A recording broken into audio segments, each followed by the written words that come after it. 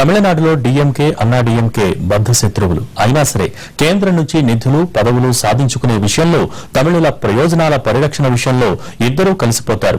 ఎక్కడా రాజీ పడరు. కానీ ఆంధ్రప్రదేశ్లో పరిస్థితి పూర్తిగా భిన్నంగా కనిపిస్తోంది. అధికారంలో ఎవరు ఉన్నా ప్రతిపక్షంలో ఉన్నవారు అభివృద్ధిని అడ్డుకునేందుకు వ్యవస్థల్ని ఉపయోగించుకోవటమే రాజకీయంగా మారింది. రాజకీయాల్లో అభిప్రాయ భేదాలు ఉండటం సహజం.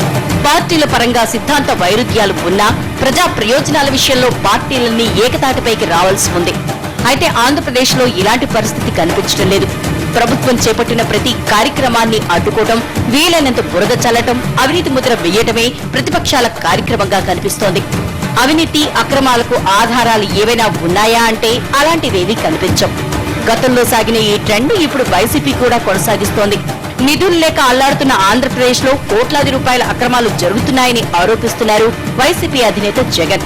చంద్రబాబు నాయుడు గారు పట్టిసీమ అనే ప్రాజెక్ట్ చేస్తా ఉన్నది ఎందుకు అని అంటే కేవలం తనకు సంబంధించిన కాంట్రాక్టర్ కు వర్కులు ఇప్పించుకున్నాడు.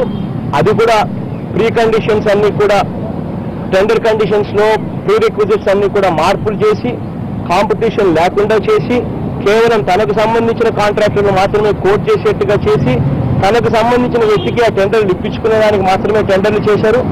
ఆ టెండర్లలో కూడా 21.9% ఆ టెండర్లలో కూడా ఆ ఎక్సెస్ అమౌంట్ ను జస్టిఫై చేసేదానికోసం ఆ బ్యాలెన్స్ అమౌంట్ ను బోనస్ కింద డిక్లేర్ చేయడం అన్నది ఇంతవరకు ఏ టెండర్ చరిత్రలో కూడా ఎప్పుడూ కూడా జరగని విషయం. మన మీద ఎవరైనా ఆరోపణ చేసినప్పుడు దానికి సమాధానం ఇవ్వడం లేదా ఖండించడం అనేది ఏ నాయకుడైనా ఫాలో అయ్యే పాలసీ.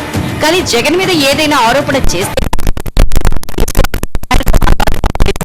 కేసుల గురించి ప్రధానితో మాట్లాడారా అంటే చంద్రబాబు చీకట్లో చిదంబరాన్ని కలవలేదా అంటూ ఎదురుదాడికి దిగారాయన. మరి దీని అర్థం ఏంటో.